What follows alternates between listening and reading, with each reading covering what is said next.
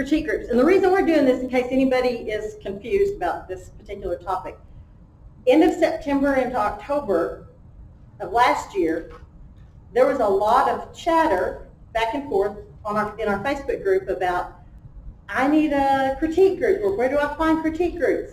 And because we had a November speaker booked and a January speaker booked, this was as soon as we could get this done.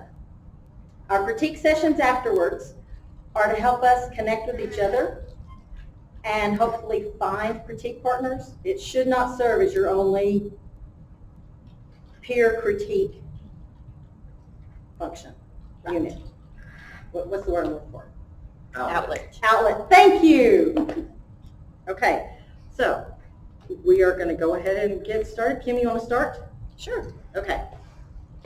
Okay, so we gave everybody like a little page that is kind of the outline we're going to follow, so you can take notes. But oh, you didn't get one? Okay. All right. Where did we put it? I think I put them right back there on beside the stack, right there where James is. He's got him. He's got him. He is on the box. Yeah, give me one too, please. I forgot to say that. But that way you can take notes as we go. We're just going to talk about, just kind of run through some things, but then, and so if you've got questions, please just holler and we'll stop. And Does anybody else need the pages? All right. Oh, there she is. Okay. So over the years, I've been in a few critique groups. I can't say it, but I can go there. And I have found that this group as a whole, the High Plains Writers, has been a really great way of connecting. And the other groups that I've been in have been really good.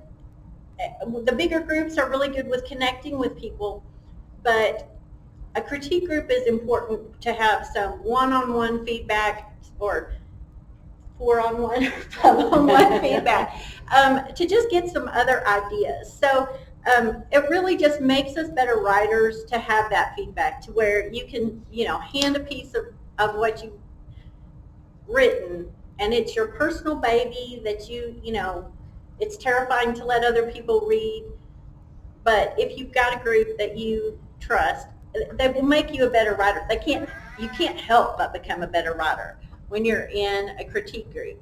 And part of that is other people see what you don't see.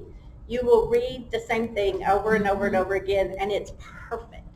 You cannot make it any better. It's just so beautiful.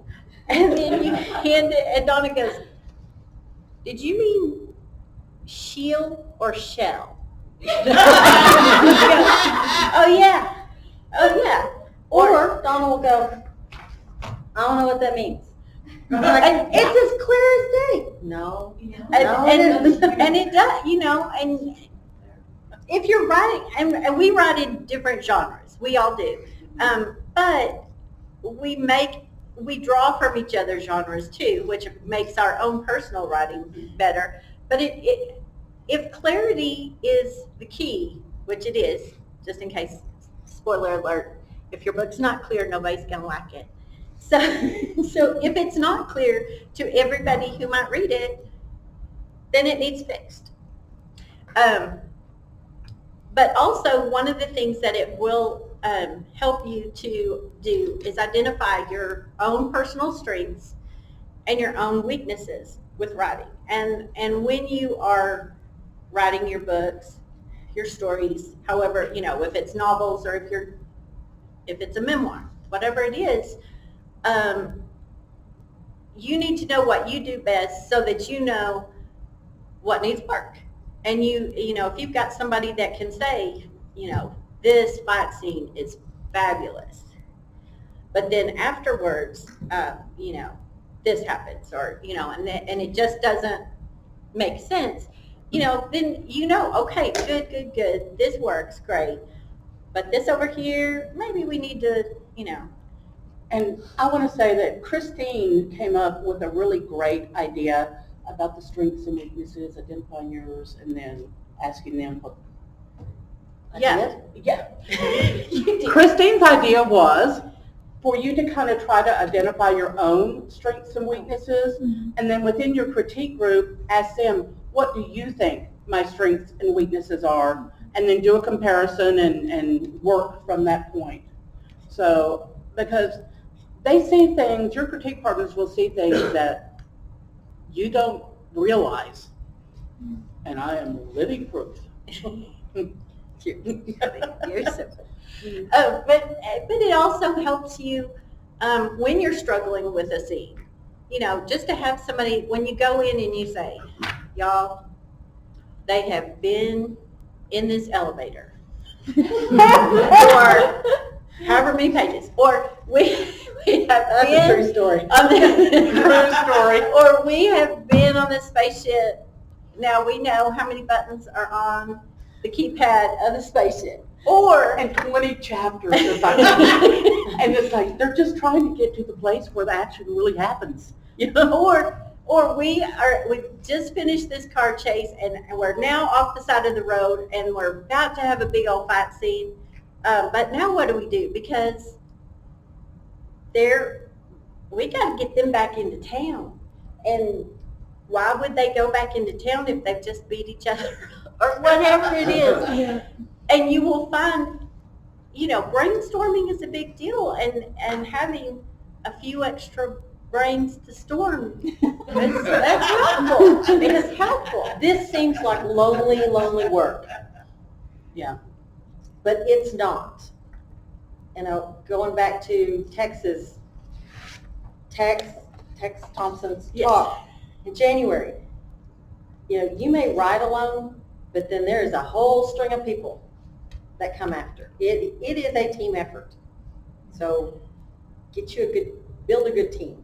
Yes. For sure. Yeah, so that's really the main thing about why we want to do it, why you want to be in a critique group. If you're not, you know, if you don't have at least a writing partner,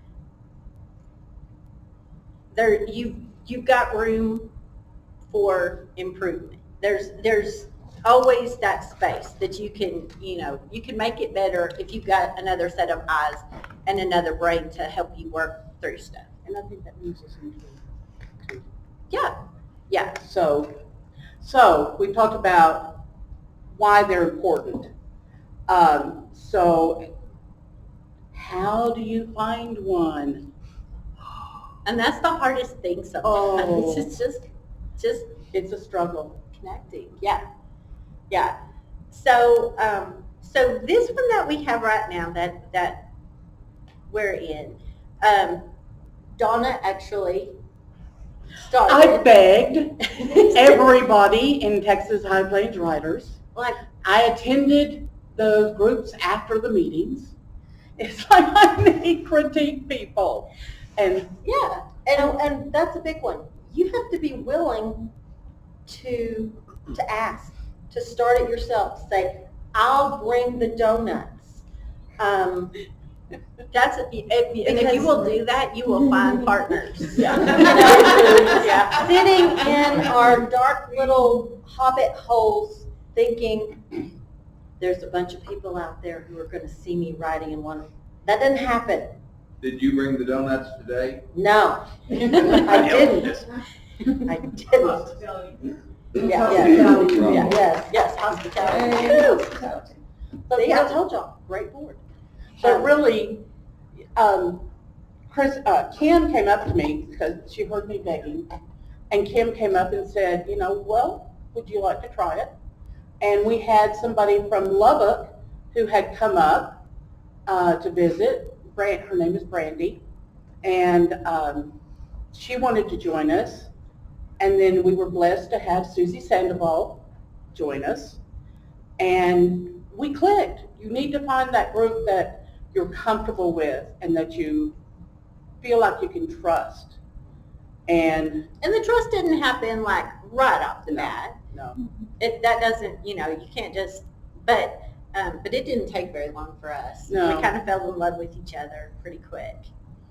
And then in our situation, Brandy had a baby and just made it a lot.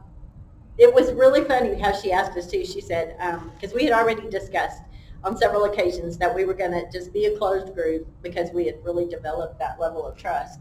And she emailed us and she said, hey, can we add one more person to our group? And we all kind of panicked and we're like, really? like you were the one that was pretty adamant about this, not doing this. And then she sent us a sonogram. And so we were so excited. We were like, absolutely, let's add that baby in here. But of course, at the time she didn't know what babies do to your life. And she knows now.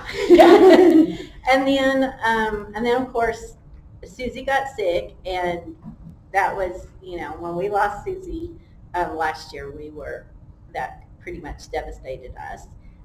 But we were very blessed to find Kristine and to have her come, because we were working just the two of us for a while, and it was great. But you need more eyes. Yeah, you do need more eyes, and it is really hard when you just have two, because you just kind of fall in sync, and then just having some more people that can look. And Kristine brought a lot of. She's really good because she writes. She's writing a mystery, but it's got some romance. And having somebody that's writing a romance come in and say, okay, but how are they feeling about that? Because you can write a big old scene where there's a fight or there's a shootout or whatever, but when it's over, you're not going to sit there and go, I got 4 guys. Well, I mean, some of your characters might, but there's somebody that's going to have a reaction that's going to be a little deeper than, haha, I got more than you did. I shot, So having that romance or having that just emotional input is a big deal, and having that. But I think it's important to remember that you may get involved with a critique group, you're still kind of new, and maybe 2 or 3 meetings in, you're like, this isn't working for me. I'm not clicking with these people. The feedback I'm getting, they're attacking. They're not helping. And it's okay to say, thanks, but no thanks. This is not working, and I need to find somebody else. As much as you are, it's sort of a 2-way audition. Yeah, for sure. Excellent. It's not just me trying to get in with them. It's Right, absolutely. It's, do we mesh together? Do our writing styles not necessarily complement, but can we critique them? Right. I was concerned that because I don't read sci-fi fantasy, odd man out, that, am I going to have anything to contribute? And it took me a while. It took me a few sessions to figure out, okay, here's what I have to say. And if I discovered that, I can't contribute, I was going to have to be willing to back out. So, and I don't think there's anything wrong with when a group of people say, okay, let's try this for a little while. To just say, okay, we're going to do this for 6 weeks. Where we meet every week or every other week or whatever you want, and just say we're going to do it and just see how it goes. And then after that time, evaluate. There's nothing wrong with that. And did I skip? No, skip. that's good. Oh, okay. Because I think we're moving into. Oh, yeah. And anyway, I just think, I think, and there's a lot of, one thing that we did kind of skip that I skipped ahead of. There's a lot of options for critique groups. There's in-person meetings. There's online. We did that on this last. Oh, is it on the list? This is how we I'm sorry, work. we discussed it before, last- and I the just, second page. okay, I saw this, and I saw that word, and I just jumped ahead. That's okay. Sometimes I do that. Sometimes I do that in critique groups. But we're moving into the part about what makes good critique partners. And although we write different genres and that sort of thing, the structure, the characterizations, are they consistent? Are the structure, the way you've got the book structured, is it making sense? You can That's what people need to know. Grammar, we can use Grammarly. That's not that helpful. We need the meat and potatoes of the story looked at. Yeah. Yes? Yeah, absolutely. Yeah, because every story's got the same, beginning, middle, and end story structure. I had a writing partner who sort of, I want to say, lost her thread, lost her confidence in what she knew about storytelling and what makes sense, and either only offered praise, oh, this is great, wonderful, or was picking punctuation nits, when what I was wanting to know is, does it fill the plot hole? And was not getting that kind of feedback from a writing partner. So, if you see a missing comma or a misspelled word, it's okay to do that, but your job in the critique group is not the copy editor. Somebody's going to get paid per word for that. And if you're sitting there going, well, the only thing I've done on this whole page that I've read is correct grammar or restructure sentences, then you're not being a good critique partner. You're not offering critique on the work. You're just saying, check your spelling. Does that make sense? So, yeah, and it is really, I feel really blessed because I have read sci-fi fantasy, but that's not my go-to. And I've read romantic suspense, but that's usually not my go-to. But I've had so much fun reading both of their stories, and I do sometimes get caught up. I'll be just reading along and just being like, and then and I write a lot of smiley faces on their pages. I do a lot of, oh my gracious, look what they just said, or yes I can, and and smileys and hearts all over it. But there are times when I'm not calling you out. Call me out. Because I do this all the time. But a month or two ago, she had something where her one character asked a question. And then there was a lot of description of what was going on. And then the next character answered the question. Only they didn't answer that question. They answered something else. Answer the question I've written 3 days earlier. that she changed into this other question. And so we were like, okay, but they said yes, but that's not a yes/no question, or something like that. Very much. And the first time I read it, even the second time I read it, I was like, this is fantastic. This is really, really good. And then as we're reading it out loud, we weren't reading it out loud, we were reading it. And then we said, you know what? We might need to read this out loud because I don't think that's not what she said. And so having that where you just can hear somebody else read it, or just having, where they say, okay, I don't think this means what you think it means. It's just, and sometimes that's really, and you have to be willing to stop and say, this is really, really, really great dialogue. However, it's not contributing to the story, or it's not moving, shush. It's just not moving, it's not moving the plot along. And it's important to be honest, but you don't have to be brutal in your honesty.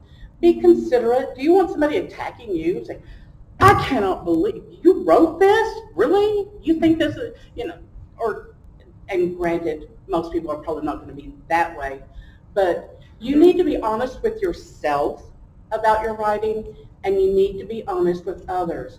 The critique group is there to help you improve, to make your story better.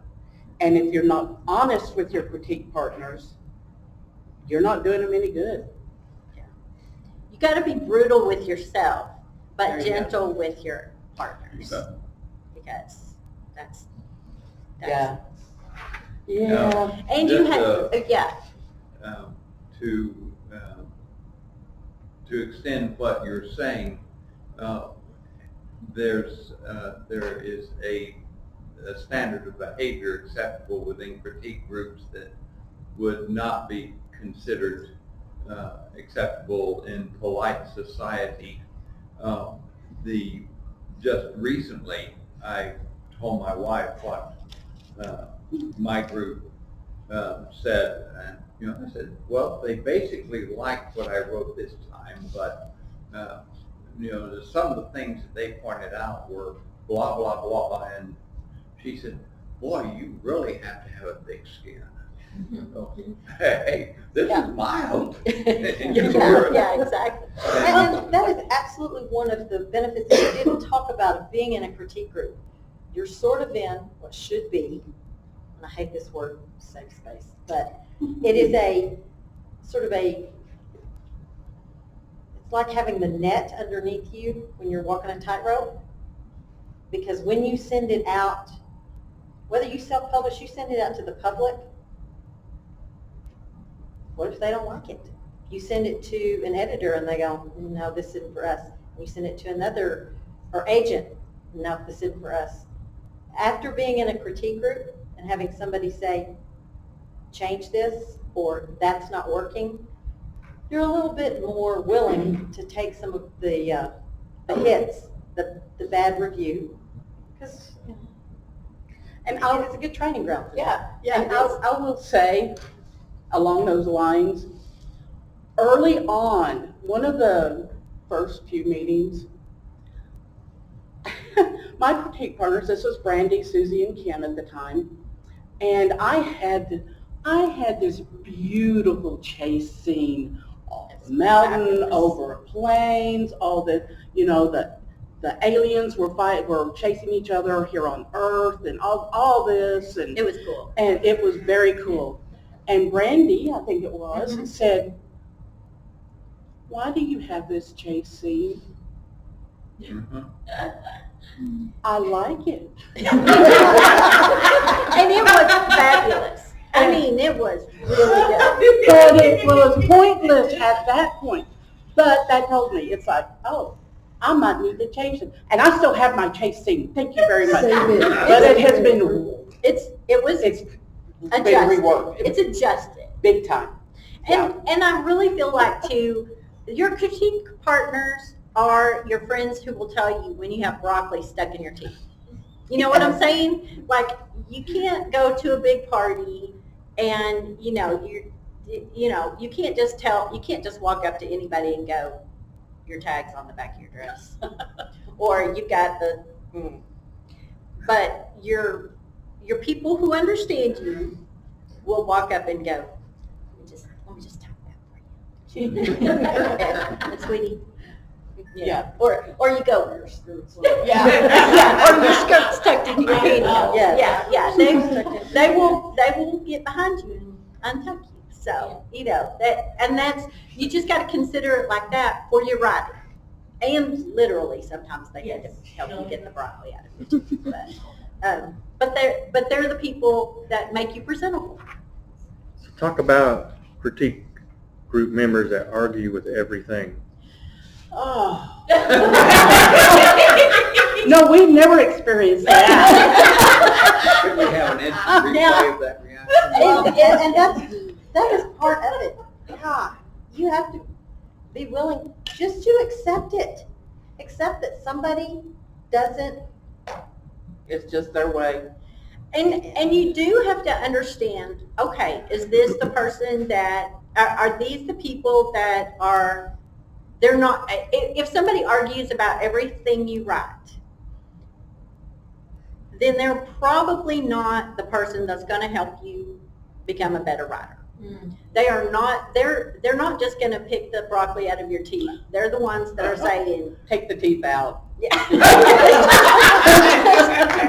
It's like they just don't, they're not getting you, and they're not, you take whatever they say with a grain of salt and Move on.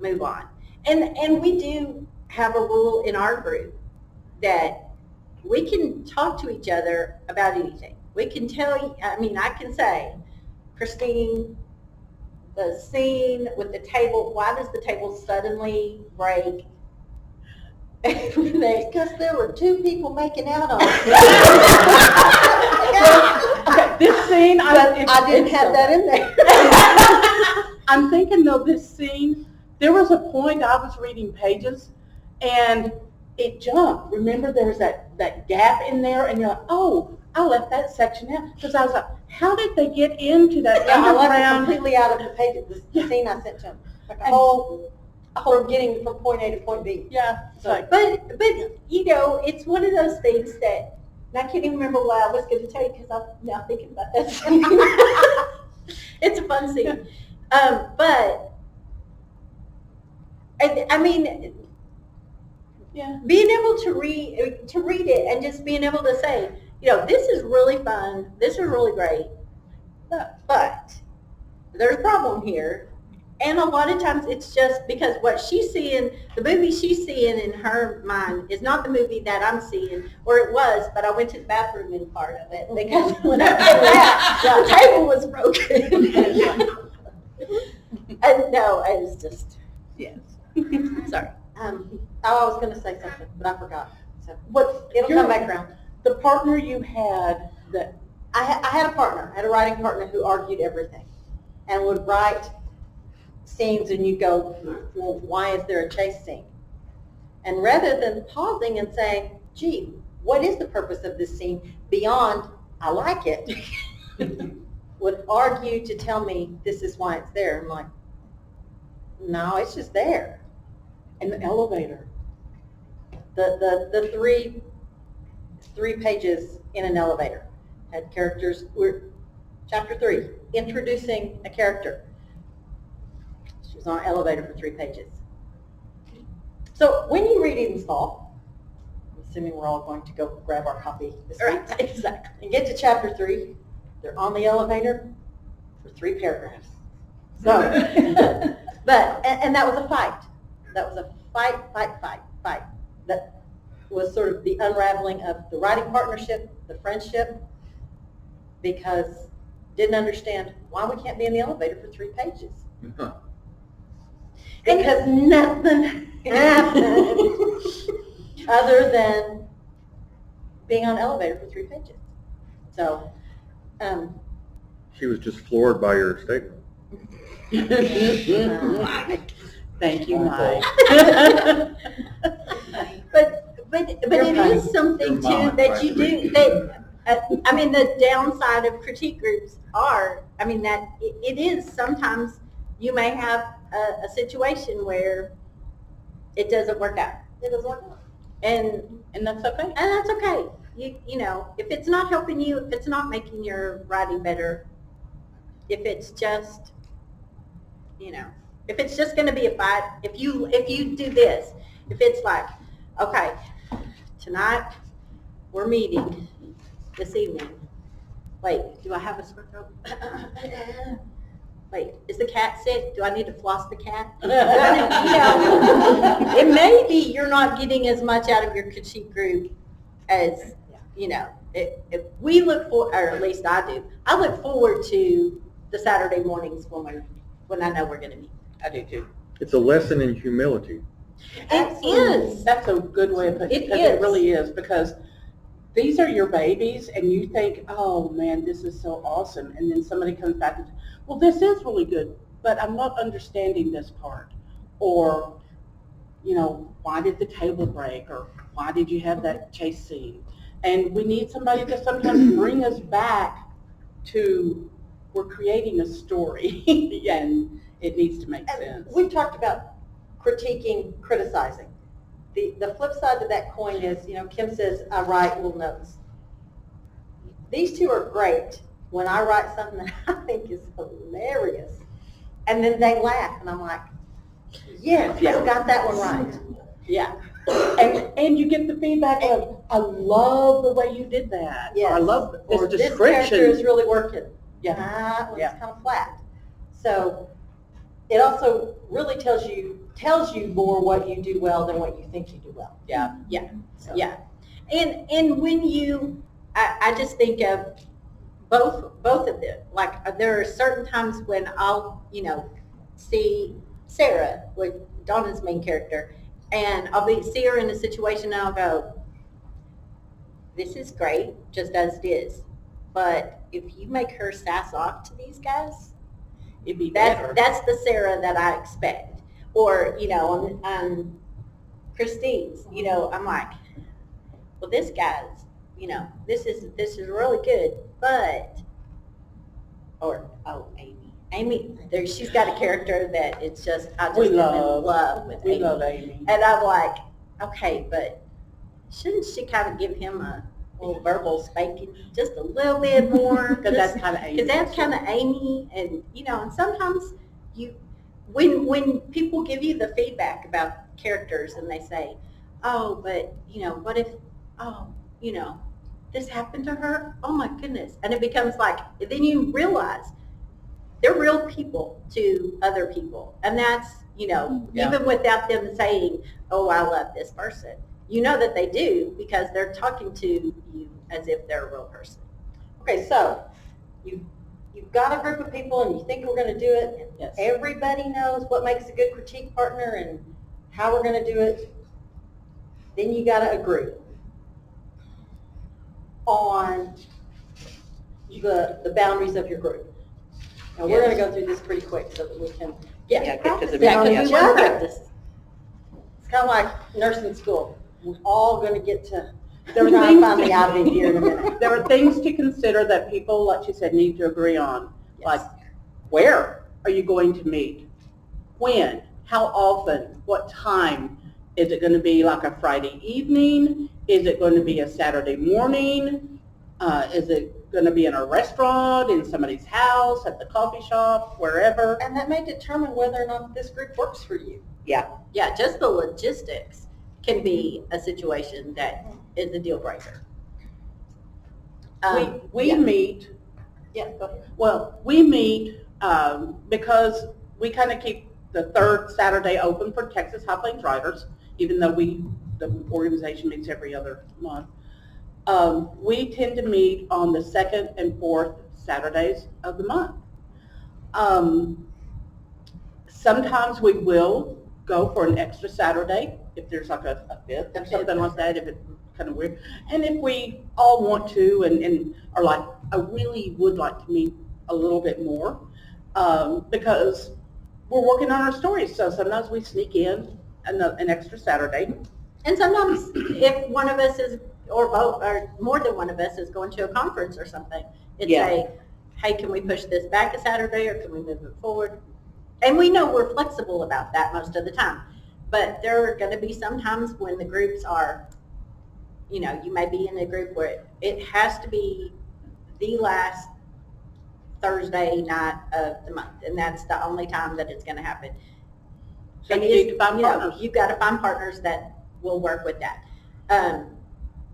We are a closed group, and that also means that we don't have, we don't have drive-by critiques, somebody that's going to be here one time and then we won't see them for 6 months. We also have the rule of how much we send to each other. Sometimes you might be in a group that you send ahead and read ahead and then just come with comments. You might be in a group where everybody comes and everybody reads and brings copies, just like what we're doing today.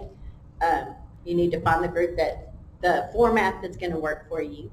Sometimes, So, yeah, go ahead. well, we like, or at least I like, having the printed pages to read. I mean, to look at and read and make comments on. Some groups read out loud. I could not do that. To be in a group and everybody's reading out loud, and I'm like, no, that wouldn't work for me. And so you need to know what is going to work for you. And Yeah, I was going to say what you're going to feel comfortable about doing. And it's one thing, too, if you're in a group where everybody's reading out loud, are you reading your own stuff or are you reading somebody else's out loud? Because there's pros and cons of both of those things. Another thing when you're looking for partners and making it work, is there things that are off limits when you bring to, you know, if not everybody's uncomfortable with the same kind of language, you know. Language, themes. I was in a online critique group where people sent pages to the group to read, and there was one that I was like, I can't read this. And sometimes, and that's a rare thing for me, so that should tell you something. I was just like, no, I'm not going there. So you need, you know, and I was like, I'm sorry, I cannot read your pages. Because I was not going to be helpful.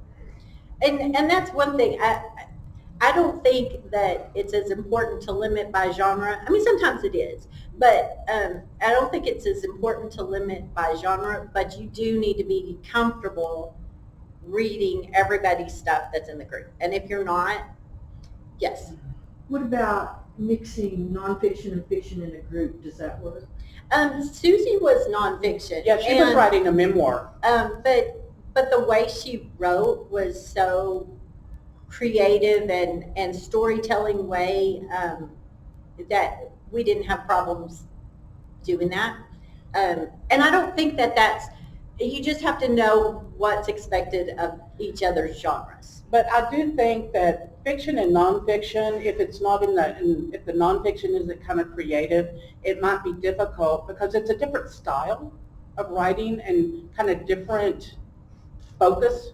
And so I'm not sure, you would really have to try it and I would see. think you would have to try it and see. Now, another thing that I would consider that would be difficult is if you're writing children's books, you know, and, you know, if everybody's writing children's books except for one or two people in the group are writing something that's not a children's book, that might be a real Problem. struggle to get all of the feedback that you need both directions. Yeah. Also, you know, if your work is like religious work and it's really focused on that, if somebody's not, you know, comfortable with that, then that could be an issue too. Another thing I've seen is critique group writers are at this level, and someone at this level wants to join in. And for me, I didn't want to spend all that time teaching them how to write. Right. Well, and that is too. Sample pages are good. Yeah, sample that pages. is Sample important. pages. Kind of like audition. Yeah, I was going to say, we did do a critique group session thing, and I will, that we're reading along, and a person submitted pages that had, basically in 3 pages, had no punctuation. Literally, not a period, not a comma. It was 3 pages of solid words. Barely any, like, indentations for paragraphs or anything. And she changed characters and ages of the main character. And we're kind of reading, and it was kind of a, Oh my God. 11-year-old. It was Yeah, horrible. it was nonstop. Yeah, so it was, you know, that was a real quick, yeah, we're not doing that again. Yeah, and you know what, it may be a delicate way of, you know, you may tell somebody, you know what, you have a great story idea, but I think you should take a class. Here, invest your time in a novel writing course or boot camp or something like that. Yeah, take a little master class online or You're not quite ready for a critique group yet. And there are all kinds of classes online. And that kind of brings us to, you know, if you're having trouble finding a in-person critique group, there are online groups. And I think your handout has some of those links There's to some nice places links where they have. There's a bunch on Facebook. There's a bunch.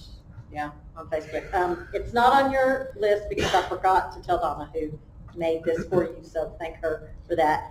It's a Facebook group called Writer's World. I'm going to go ahead and tell you right now, you better have lizard skin. Yeah, it's the Wild West. It is. But there is a group, there is a separate section. I mean, you can just post the main 500-word limit like we're doing today, and get it critiqued once you join the group. It is a closed group, but they have a Western room and a romance and an erotica and a poetry room. So you can get with people who write what you write to look at your work. But it is brutal. It is tough. So, but I was in that group and went through some of the boot camps offered through that group before I ever joined. These guys made me a much better writer. And you can tell me anything. You can rip my manuscript to shreds, and I go, I'll fix it. I was going to it bring is it's good training ground. I was going to bring pictures because when I first went in, I just loved my stories so much. And I don't know if you remember me doing this because I brought it to Kim and Brandy and Susie. After 2 or 3 meetings, I brought a picture of a sweet little princess with her hair all golden and tied back and and I said, and this was me when I began. And then I had a picture of a woman in total full armor, metal, head to toe, and it's like, I'm ready. And because it was. It's like I had learned. And I will say too, if you're going to do, like Kristine said, if you're going to do an online group, you just have to understand online people, that especially if they don't know you, will have no filter as to what they're going to say. They don't know the week that you've had. They don't, which is a big thing with us. We spend at least 30 minutes visiting. It's more than that, but at least. And I will say to kind of what she's talking about the week and everything, I committed the cardinal sin. I cried. They hit a nerve on one of my critique pages. I was going along, but I was already kind of, because my week had been bad. And they hit a nerve. It wasn't bad. They were kind. It just hit me wrong. And I cried. But that's the advantage of having an in-person group that you get to know. Is because then you get to understand, okay, you know what, before we say, hey, this one scene I'm really not getting, or whatever, you can have okay, my dog died this week. Okay, you know what, all bets are off. We're not going to say ugly things. We'll write it in the margins. And then we'll discuss, but we're not going to say, hey, we'll just take a different tack before we go into it. And in Donna's defense, she'd had a bad week. It was my first critique session with them, and I was going to do my very, very best to make these pages awesome for my partners. And it was rough. That's right. It was all that. Yeah. And we're still alive, and we still love each other. That's right. Yeah. So, any questions, any input, anything we forgot about writing books? Because you've all been there. Okay. Cindy was, When Mike was talking about the beginner writers, if you have a group with too many beginners, are they going to help each other? Don't you need different levels? I was going to say you do need different levels, but it is really hard when you've got everybody at this level and then you've got one that comes in way down here. It's much easier if you can be a little closer, just so that you're not having to say, okay, you have a noun, and then you have a verb, and then you don't want to be not that beginner, right. You don't want to be diagramming sentences. Knows what they're doing, but they just need some real guidance. Right. And other beginners aren't going to be able to. Right. Exactly. And some of that is where you have to be brutally honest with yourself, very self-aware. And if it is a group of, wow, we are really novices, and when somebody says, well, what do you think about story structure, story theory? And you're going, name, story structure. I don't know what that is. Siri, I don't know what that is.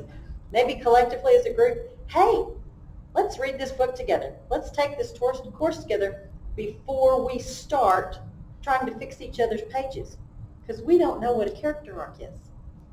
We don't know that there's inverse or, character changes or they regress or such thing as, a Jack Reacher Platt character arc. Yeah. So if all of that is sort of going by your group's collective heads, which is where my writing partners and I started. We had sort of all of this, we had lots of words, but no real story. We kind of knew what we wanted to do. So we started taking the classes and reading the articles and doing those things together so that we would know, oh man, that's why this page is so hard to read. So you got to be willing to say, man, I really want to write stories. I don't know how.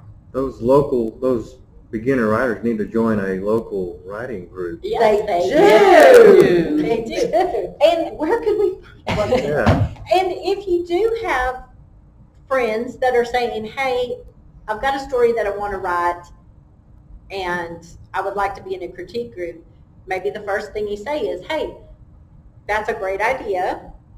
Let me get you hooked up with our group. And after you've been in that group, the big group for, a year of meetings, then then we'll talk about doing a critique group. Or if you've got a lot of novices, say, okay, so, or if you've got a big critique group that's not novices, you might say, okay, look, can we take a novice on and where are they, But that's it is a lot of work. Like you said, And the trial and error. Yeah. And thanks, but no thanks. Joe, what you have? What are you going to ask? I want to know what is your ideal size of your group? So what I feel about that is the bigger the group, the greater the time commitment is. Because you want to have enough time to read everybody's stuff. You want to have enough time to make honest criticism, critique, like that. And so if you're getting pages ahead of time to where you can read through and do all of that, and then you're just meeting to clarify what that's a smaller time commitment, so you can probably do more people if you've got that much time to read. So like for us, our critique groups, when we do meet in person, and sometimes we look ahead, sometimes we just read when we get there, it kind of depends on the weeks that we've had, and we try really hard to communicate about that up front. But if we haven't had time to read, our group will meet from 10 to 2, and that's a long Saturday. But, we have had, 10 to noon. I would say you don't want to commit anything less than 2 hours for sure. And even at that, you want a group of 4 or 5 people just because, and they need to be really committed. But I think, how detailed, how one-on-one do you want to get, and how much time do you want to commit to giving, a number of people? If you've got a group of 8 people, that's a lot of time that you're investing. Yeah. Too big. Somebody else had questions. It was, again, an extension of what you alluded to earlier about every group having its own chemistry and how you get together and just, you chatter for so long or whatever, and just about life and events and whatever. I realized that early on with my group, and I've been with them now for 5 years. We started out with 4 and now have 3. Is that the first hour they're just going to BS, and then at some magic moment, and they decide there is a sharp pivot, and okay, let's get to busy. Yeah. And from the beginning, I think maybe we'll get started early tonight. No, that's not the character of the group. And that, that character, I guess, needs to gel and the chemistry needs to take hold. But then when it comes together, wow, it's, laser focused. But I guess that's one of the major intangibles about finding a group, and this chemistry is such a tricky thing. And finding people to work with, something I didn't mention is, because I realized I needed work, I've taken several classes, mostly online, a lot through Writer's Digest magazine, but some other places too. And I've met some critique partners that we email back and forth. I have one that I'm steady exchanging pages with. She lives in Canada, but she's had some issues, so we haven't been doing it lately. But every Sunday, we sent pages to each other and critiqued, and then sent them back, and with email. So that's another opportunity. Is if you take a class.